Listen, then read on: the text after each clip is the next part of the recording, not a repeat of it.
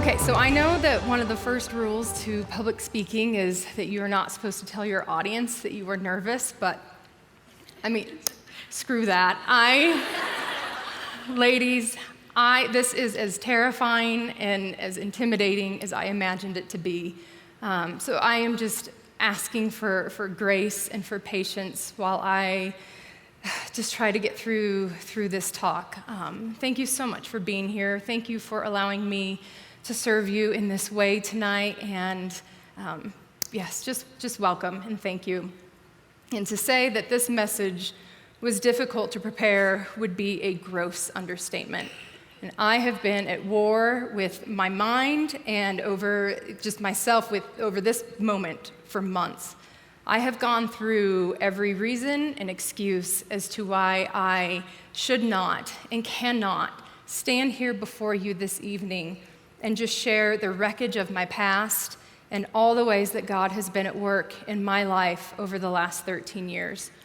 And I have shared my story many times over the last years, but two things I have come to know about myself that are just as predictable and dependable as the sun rising and setting is that I will just fall into a deep trap of self-sabotage.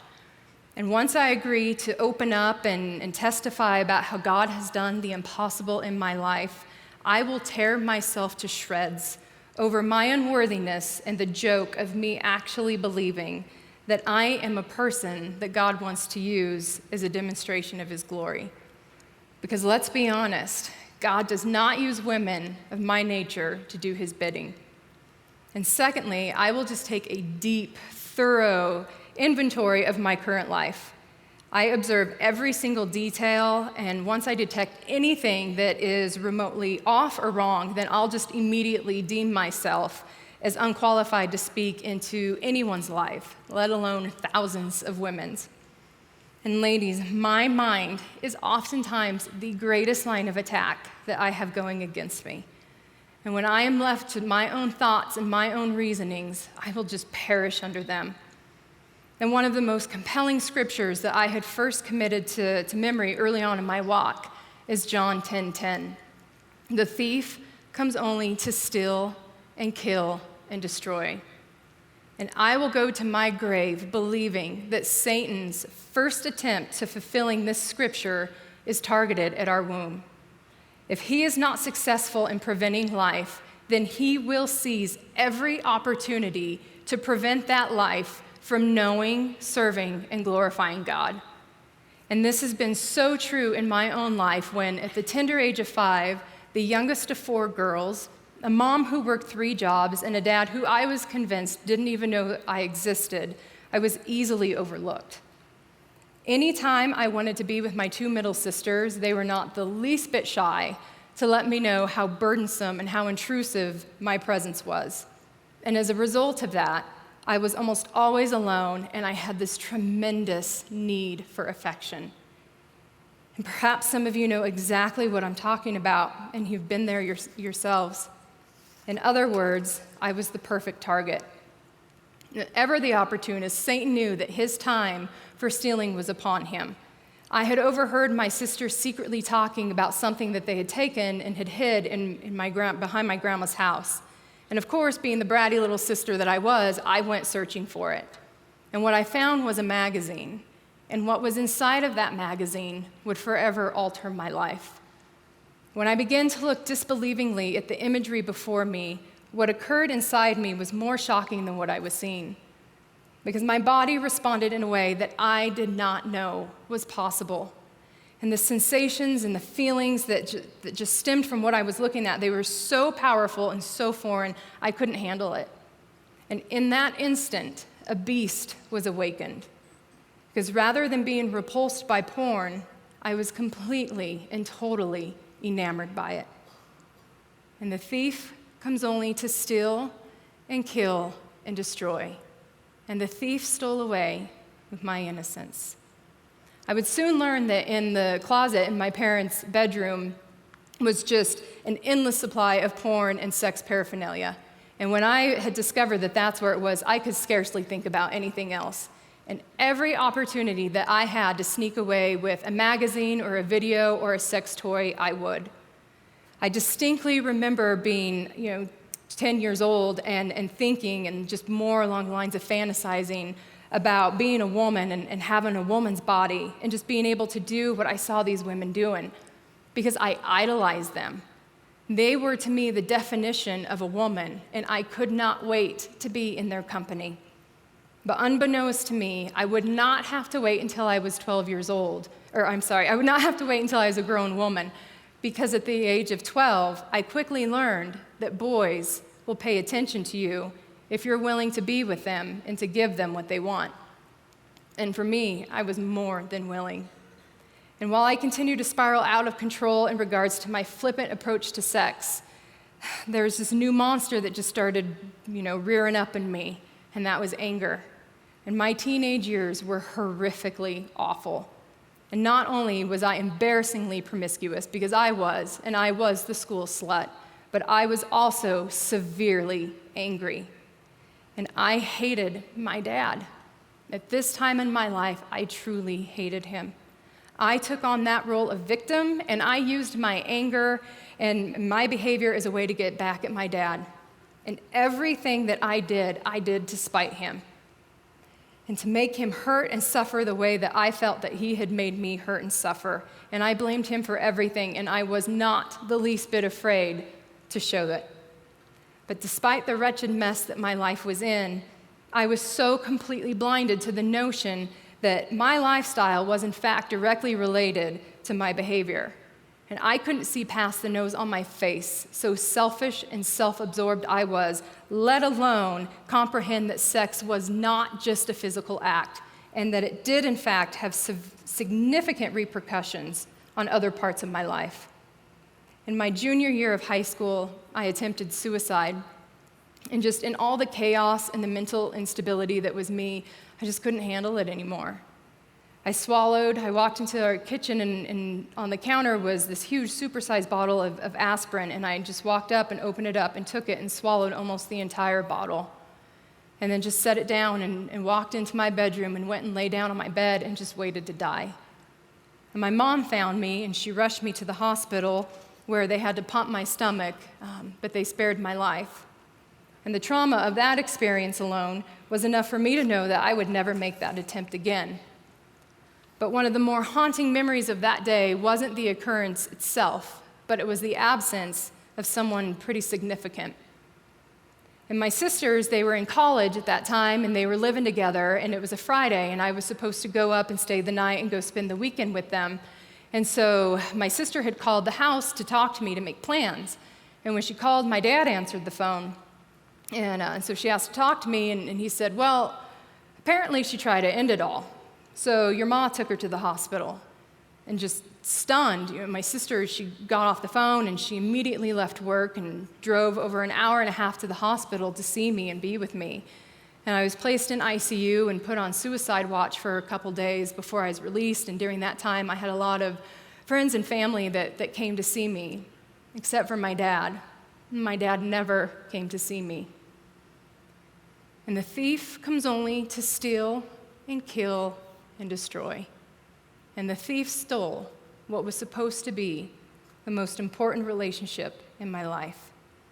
And 2 weeks after high school, I moved to Denver. I was 17, and I could not get out of the tiny little town of Weldona that I grew up in fast enough. I moved in with my sister. Her and I got an apartment together, and I had her make me a fake ID because she was 21, and we looked a lot alike. And so she did. She went and made me an ID, and just the world of bars, just the doors swung wide open, and I just loved this scene. Going to the bars and drinking, and then just the endless list of men that the bars provided. It was just exhilarating. And after being in the city for a couple of years, I ended up getting a job working in a strip club. And for me, man, this was like being at home. These women were the women that I had admired so much growing up, and these were the women that I could be exactly who I was with and even encouraged. But as always, my lifestyle would soon catch up to me, and I'd find myself in a predicament that I didn't know how to handle properly. At 19, I became pregnant. And after many conversations with my sister and her begging and pleading for me to keep the baby and promising that she would help me raise it, I gave the thief exactly what he wanted. I aborted that baby, and the one after that, and the one after that. And in under 2 years' time, I would abort 3 pregnancies. And the thief comes only to steal and kill and destroy. And the thief gratifyingly robbed my womb. I moved to California, and of course, when I moved there, I would end up meeting and mingling with all the wrong people, because that's just what I did. And one of those people that I met happened to be really good friends with a guy who worked in the porn industry. And so I would soon get to meet this guy and audition to be in porn, and I will spare you all the details of what that entails. But afterwards, him and I, we were sitting across from one another, and he's just kind of sitting there looking at me. And at this point, I had already had all my tattoos that I have. And as he's looking at me, he says, it's like in video porn, he's like, you really need to look as young and as innocent as possible. And he said, and the tattoos, they just don't make you look that innocent. And he said, but online porn, he's like, that's a whole different animal. And so that's what I did. And at 21, I went into the online porn industry. And I don't know how to put this politely, so I'll just call it as it is. But working in porn is synonymous with prostitution. If you don't have any experience in this, which I pray that none of you do, you just wouldn't know that there's really a blurred line between them. And I myself, I didn't even realize this. And I wasn't a streetwalker, which is what I think most commonly comes to mind when you hear the word prostitution, but I was more along the lines of escorting. And especially with online porn, the option to meet and interact with the men who are coming into your live video chat room is just something that doesn't exist with video porn. And so born out of that, you have these secret meetings and these paid hookups because the majority of these men are married. And so everything is secret. And they're willing to either fly you out to where they are or they'll fly out to be where you are. But just simply put, being paid for sex is prostitution. And it took me years to make this admission, because prostitutes, in my mind, were far worse and dirtier than us ladies who were in porn. As though porn is classy and prostitution is the epitome of vulgarity. And I'll never forget the phone call that I made to my mom to tell her that I was going into the porn industry. And she was appalled because, my word, what mother would not be to get that phone call from her daughter? And all she just asked her, she's like, why? Why, Gretchen? Why would you want to do that? And my response was, it was meant to sting. And it was something along the lines of, oh, won't Dad just be so proud of me?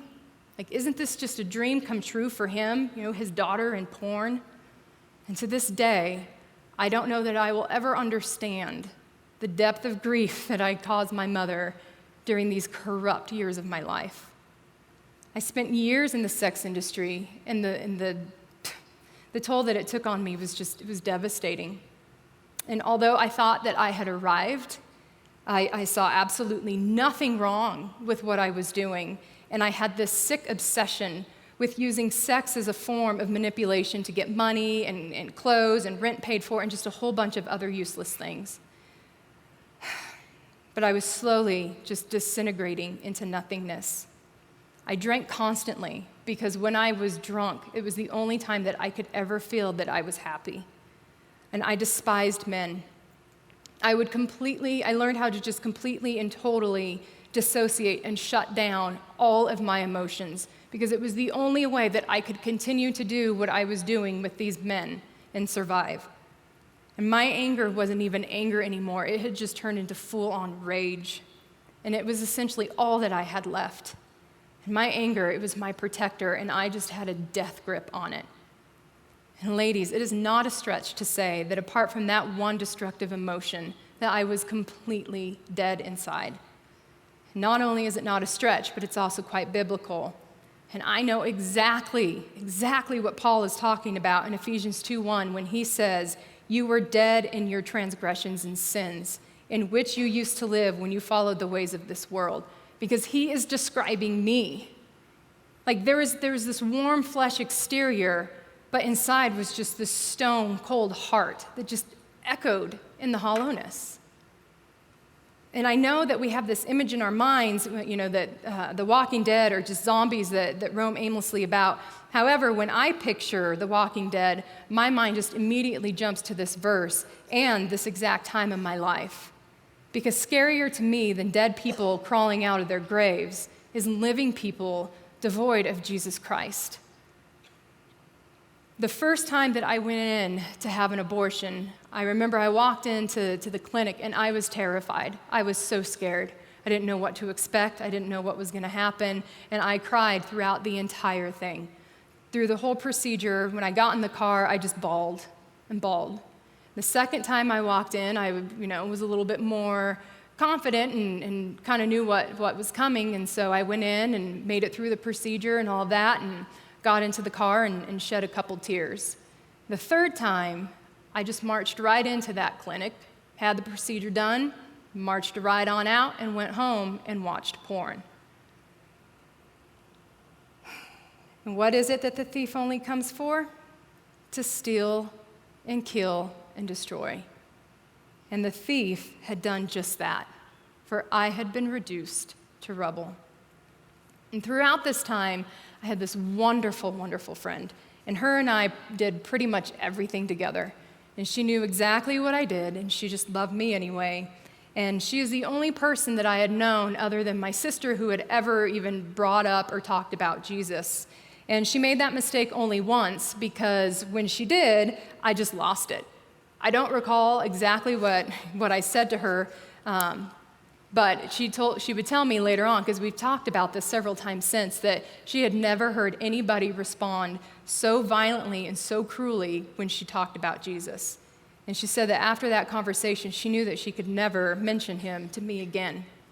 And I had zero room and tolerance for Jesus. I had been raised Catholic, and aside from the Apostles' Creed and the Virgin Mary and just the endless list of saints that they talk about, I knew and was perfectly content with the nothingness of religious affiliation that I had going for me. My sister, she had broached the subject of Jesus with me as well, and that ended with me, going off, snide remarks just about how stupid people are who believe in him, and just what a crutch he is for weak people and can't take care of themselves and blah, blah, blah. But to me, it was just so dumb, and I wanted nothing to do with it. And I could tolerate the idea of God because in my mind, God was just broad and vast and large, and really anything could fit under that. And, I'm sure I probably wanted God to be a woman because of, my history that I had with men, so I was pretty much all for that. In 2002, I ended up moving back to Denver and got a job working in a very popular nightclub in downtown Denver. And it was a nice change of scenery for me, and just true to habit, the partying and the sleeping with whomever, whenever, it just resumed at usual speed. And I would go to work, I would drink myself stupid, I'd go into the bathroom, make myself throw up, and then I'd come back out so that I could keep drinking and keep working. I'd stay out till 6, 7 a.m., go home, pass out, get up 4 or 5 p.m., wash, rinse, repeat. And this was what day-to-day life looked like for me for months until February of 2003, when I found out that I was pregnant again. And I know what you're thinking. I know what you're thinking. Does she not learn? Does she not know that there's ways to prevent this from happening? And the answers are no and yes. I didn't learn because I didn't care to. And as I stood on my friend's patio, sitting there chain smoking after taking 3 pregnancy tests, just to be sure that I was really pregnant, I was sitting there contemplating what to do. And the first option was obvious because it's all I had ever known and it was all I had ever done. But this time, there was just something different. There was something there that had never been there in the times before. And that was the desire to keep this baby. I could not figure out what to do. I didn't know if I could be a mother. I just didn't know. And so in my need of trying to make a decision, I decided to call my dad. Because even though at this point in time in my life, we still did not have any type of a relationship, he was still, in fact, the most honest man that I knew. And at the end of the day, ladies, if we're really honest, every single one of us are in need of a father who will tell us the truth about who we are. And so I picked up the phone to call my dad, and I knew one of two things. If he says no, that I cannot be a mom, then I will have an abortion. And if he says yes, that I can, then I will keep this baby. And so I called my dad, and he answers the phone, and I said, Dad, I said, what's the worst news that you could get from your daughter? And he says, you're in jail. And I said, no. I said, I'm not in jail. And he says, oh, well, what is it? And I said, I'm pregnant. He said, is that all? I said, is that all? And he says, yeah. And I said, well, I'm pregnant.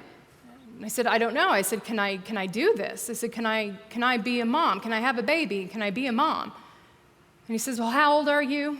I said, I'm 24. And he says, oh, shit, yeah. He's like, you are the perfect age. It's the perfect age to become a mom. And I'm just sitting here on the phone. I'm like, oh my gosh, okay. And he asked me, if I told my mom yet. I said, no. And so he asked if he could tell her. I said, you go right on ahead.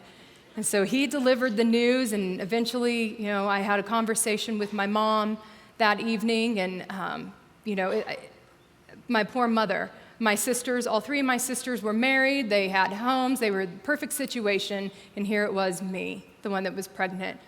But when I talked to her, I asked her, do I have your support? Can I have your support through this? She said, absolutely. I called all my sisters and let them know. 2 of my sisters were on board. My oldest sister said she needed some time to think about it. So I told her, I said, well, you got 9 months to think about it, so I think we'll be okay.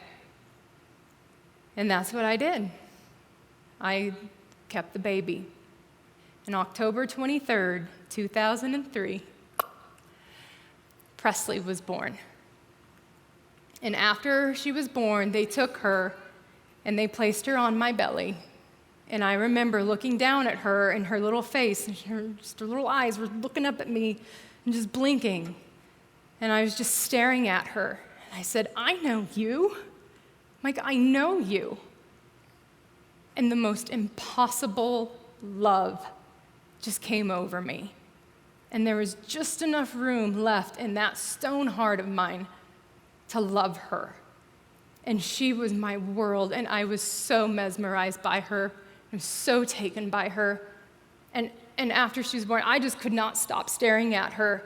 And then all of a sudden, I just had this insatiable, need to know, where did she come from? Where did she come from? I mean, I know where she came from because I birthed her, but there is something more. There's something more to her life, and there is a reason for her existing, and I need to know what it is. I did not know at the time that that's what you call seeking, but that's what I was doing, and I started seeking. I wanted an answer.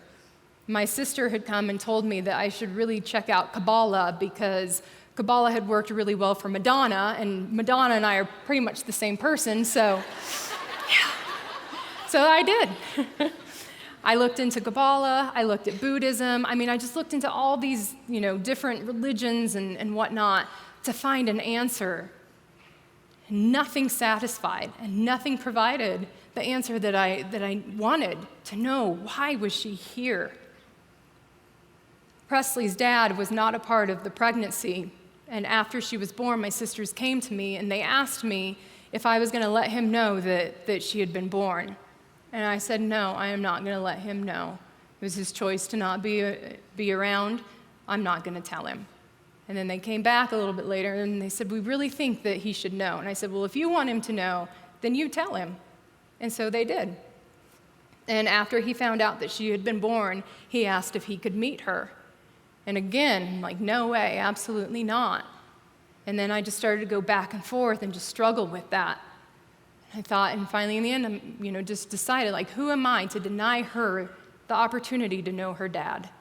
And so I agreed that he could come and meet her. And of course, when he did and he saw her, he just fell in love with her.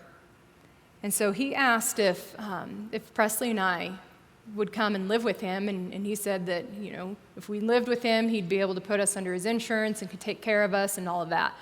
So in the end, that's what I decided to do, and Presley and I moved in with him just a couple months in December after she was born. And when we moved in, I would soon find out that him and I were the most toxic combination of any two people you have ever come across. We had never had any type of a relationship apart from always being drunk and only seeing each other to sleep with each other. And so for us to try to come together and now be a family, it was just an absolute disaster.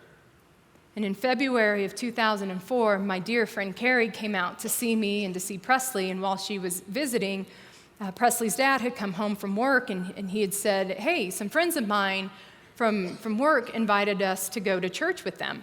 I said, no, I am not going to church. I'm not going to church. And Carrie was there, and she came to me, and she said, hey, I'm here with you. She said, I'll go with you. It's okay. So again, I decided, okay, I'll go to church. And so we went to this church, and we walked in. I'm like, oh my gosh, there's no pews.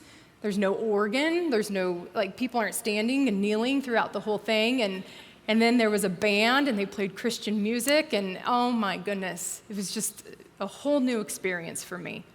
I don't remember anything about the talk. I don't remember anything about that. All I know, I remember Christian music and just thinking that it was awful. Sorry, guys. This is all before Christ. Just remember that. Okay. Yes. And so after that, while Carrie was here, she was talking to me, and she said, hey, have you heard, there's this movie out there by Mel Gibson, and it's called The Passion, and it's this movie about Easter and stuff. She's like, I think you should maybe check it out. And I'm like, oh, okay, well, I like Mel Gibson, but story about Easter and stuff. She's like, yeah, just think about it. And so I'm like, okay. So February 29th, 2004, Presley's dad and I had gotten into yet another just huge fight, and so I decided I was going to leave. I don't even want to be here. So I take off and leave, and I drive over to Flatirons Mall, and I go over to Borders, and I'm just at Borders looking around, and then I think, what, I'm going to make him wait even longer. I'm going to go watch a movie. And so I walk over to the AMC theater, and I walk up to the ticket counter, and I buy a ticket to go see The Passion. And as I'm walking back into the theater, I look down at my ticket, and the ticket says, Passion of the Christ. And I just saw that and went, what in the world am I doing? Yeah. And I am telling myself, there is no way, I cannot watch this. And as I am saying that, my feet just keep moving. And I walk into the theater, and I look in, and the theater is just packed. And I look up in the front, and there's one seat between two ladies all the way up in front. I'm like, you've got to be kidding me. And so I go in, and I sit down, and I am, just the whole time I'm thinking, I cannot be doing this. And the movie starts, and it's in subtitles. I'm like, this is even worse. Yeah. But I sat there, and I watched.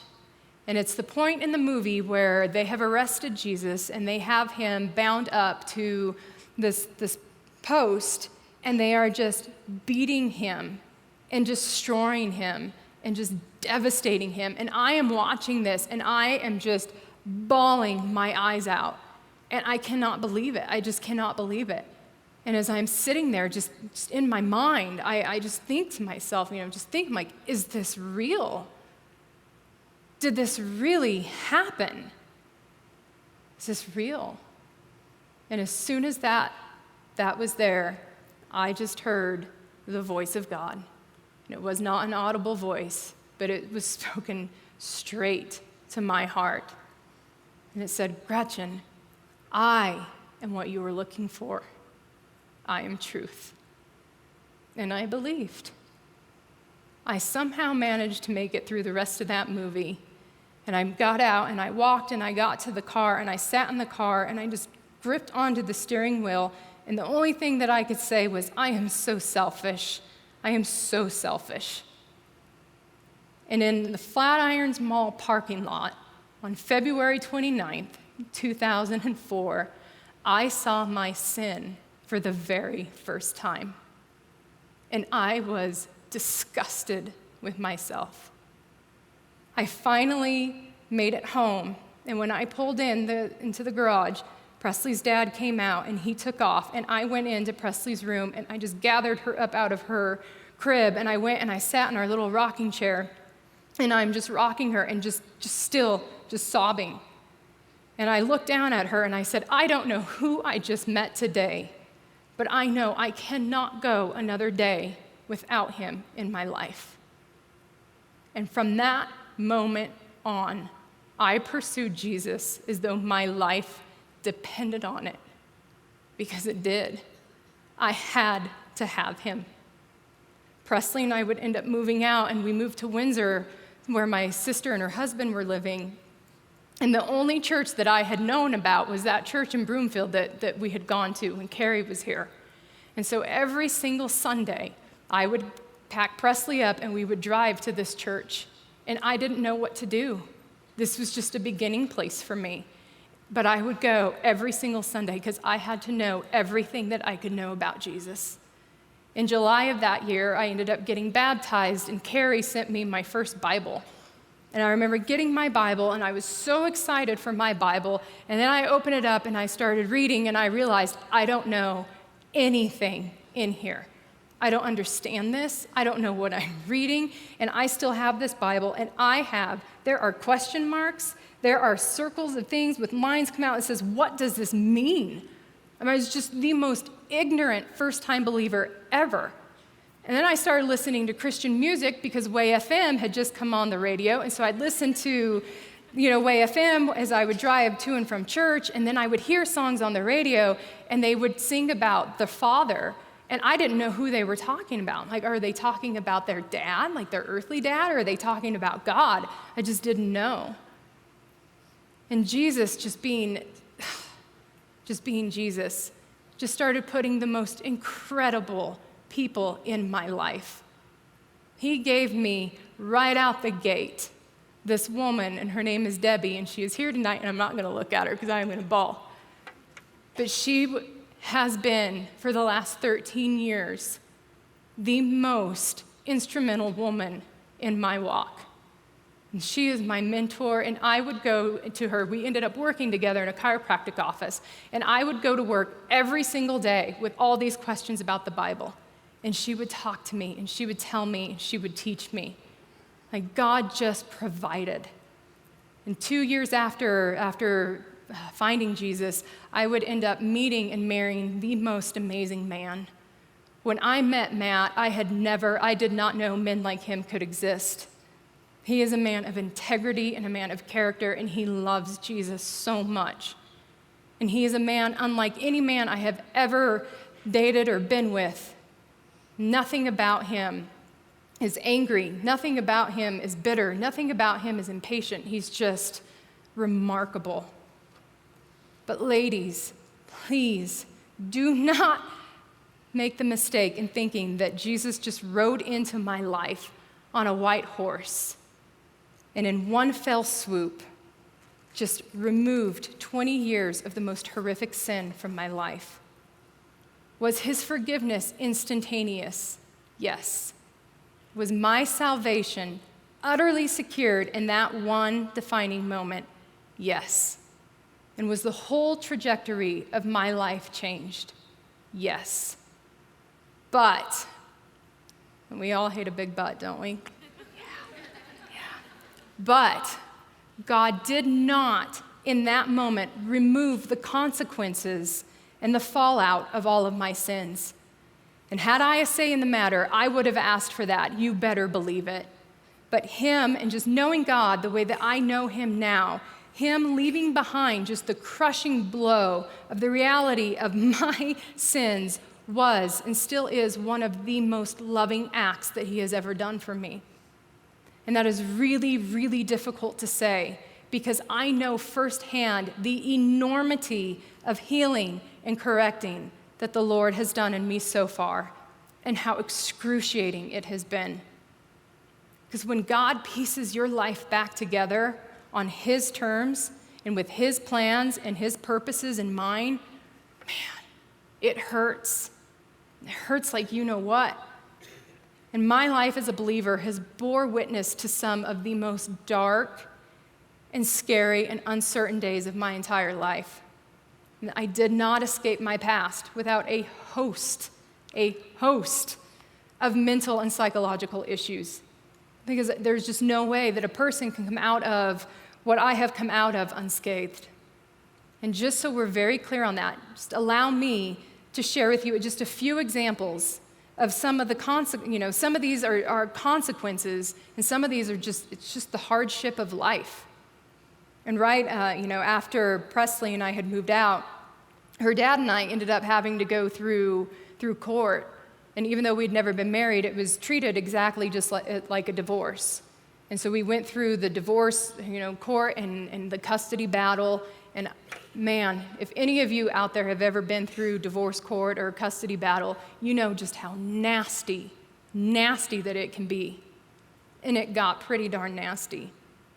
And God had to walk me through a season of forgiveness where I both had to issue forgiveness and I had to ask people for forgiveness. And man, was that hard to do. And Matt and I, very soon after we got married, we got pregnant. And I ended up losing our daughter Millie to a stillbirth. And the sadness and the grief that accompanied that time was just brutal. I had never felt sadness or grief the way that I felt it over the loss of our daughter. And when I found out that I was pregnant with Marlo, it was just probably maybe 5 months after losing Millie.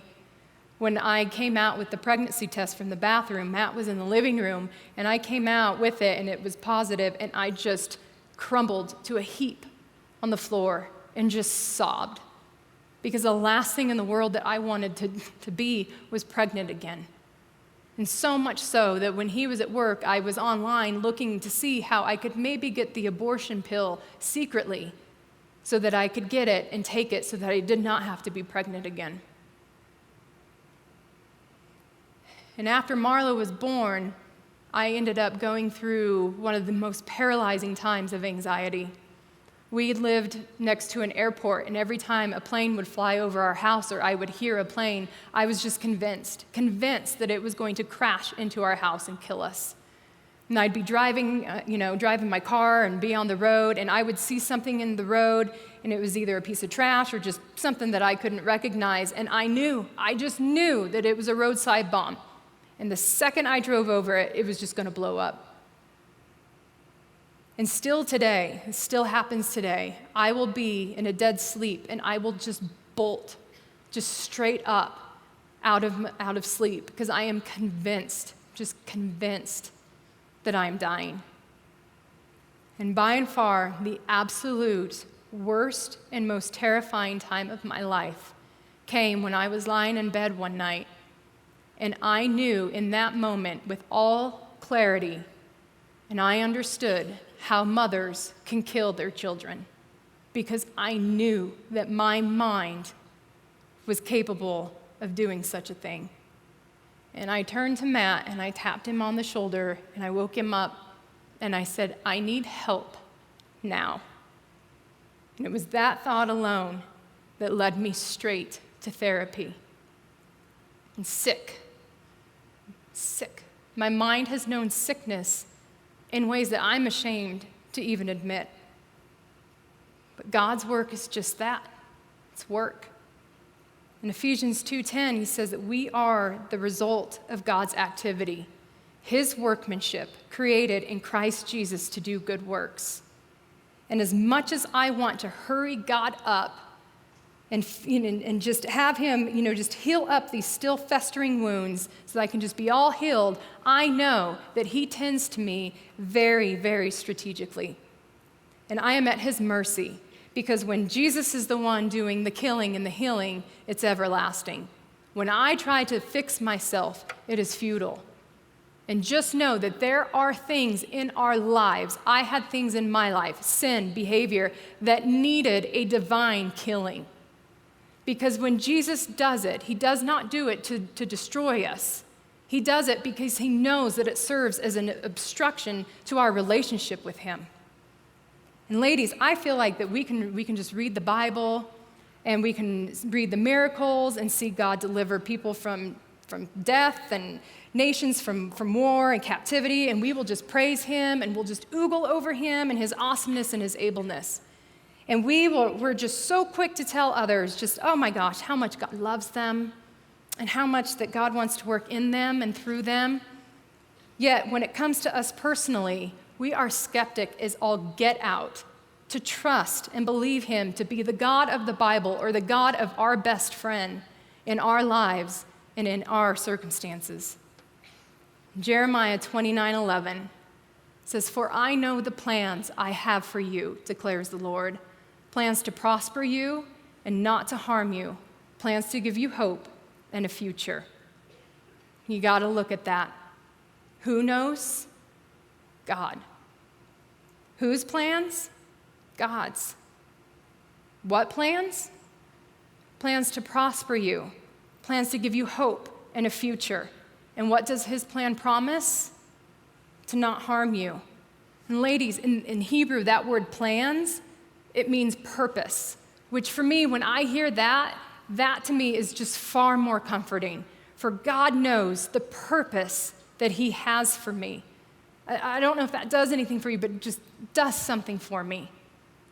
Because in the wake of our sins and in the wake of our shame, of our anxieties, of our infidelities, our anorexia, our anger, our disbelief, our abortions, our self-hatred, our divorce, our porn, pill, shopping, food addictions, God is not after your destruction.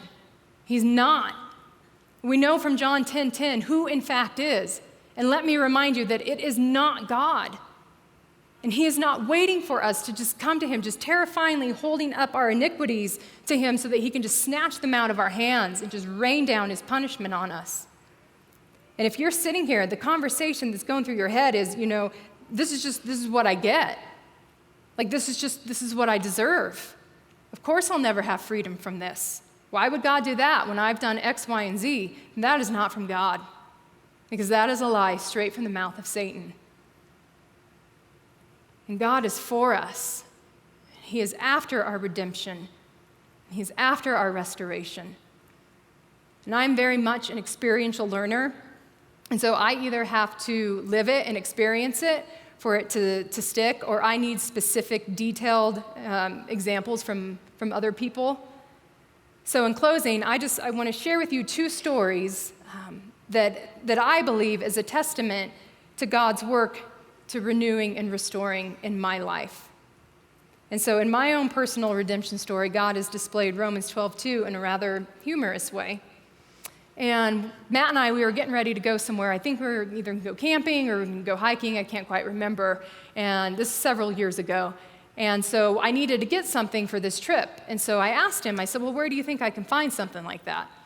And he said, hey, you can probably find that at Dick's or Sports Authority. I'm like, oh, perfect. So I go and I grab my computer and I open up the laptop and I type in the search bar, Dick's, and hit enter. Yeah. And nothing to do with sporting goods or camping gear came up. And I could not believe it. I was so shocked. I'm like, oh! And so I'm trying to X out of that, and I'm yelling for him, trying to tell him, like, oh, my word. Oh, my word. You are never going to believe that. And ladies, that is your PSA announcement for the evening. Yeah.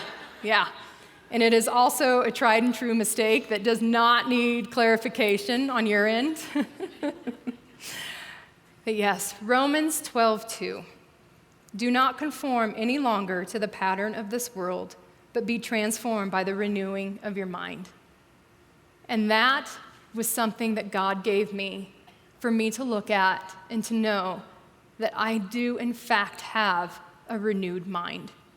And he also gave me something beautiful in that experience as well, because he allowed me to have an experience with something that I hadn't had an experience of in 20 plus years. And that was to experience the feeling of innocence, to just be so shocked by that and to blush and to be like, I cannot believe that happened. It's an innocence restored only by God. And the final story It's an extremely difficult story for me to share, but it speaks truth to Ezekiel 36:26. I will give you a new heart and put a new spirit in you. I will remove your heart of stone and give you a heart of flesh. And man, do I know what it's like to have a heart of stone. In Psalm 51:10, create in me a clean heart, O God, and renew a right spirit within me. A little over 2 years ago, Matt and I had decided that we were going to put our house up for sale.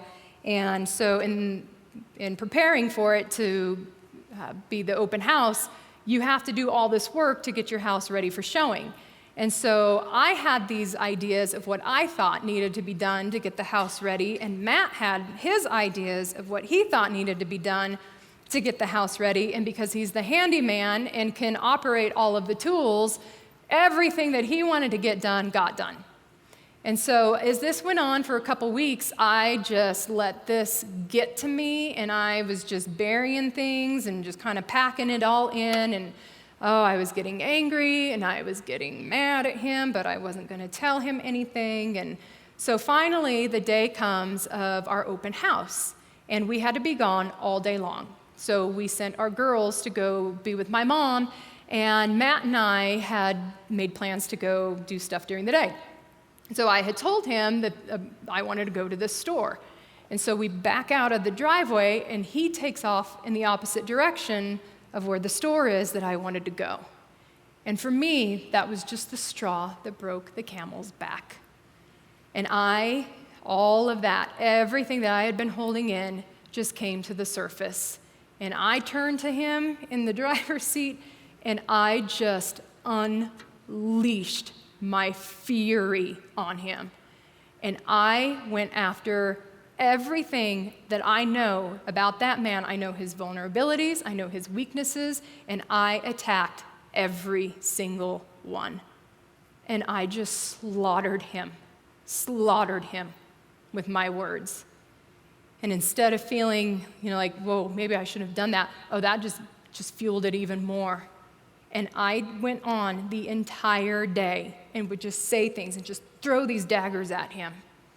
And so later that night, we were back at home, and we were eating dinner, and I looked over and I noticed that he wasn't eating his dinner. And so I looked at him and I said, well, aren't you going to eat your food? And he said, if somebody had said to you the things that you had said to me, you wouldn't have an appetite either. And so I looked back at him and said, well, then I'm not going to eat my food either. And I get up and I go to walk away from the table, and as soon as I get up and go to walk away, the guilt just hit. I mean, it was like a tidal wave. It just came over me. And I knew, I'm like, oh no, I did something really, really wrong. And I walked over and I grabbed my Bible and I went to go downstairs into our basement because I just had to go straight to God. And as I am walking down the stairs to go down there, just all of my ego is completely gone, and I go down and I just drop to my knees, and I can't even look up to God because I am so ashamed of what I have done. I was so ashamed. And I am just down there, I'm like, God, I am so sorry. I am so sorry. Please forgive me. I don't know. I think I ruined our marriage. I ruined it. Like, I don't know what to do. And of course, God forgave me. And then I heard him speak, not audibly, it was straight to my heart.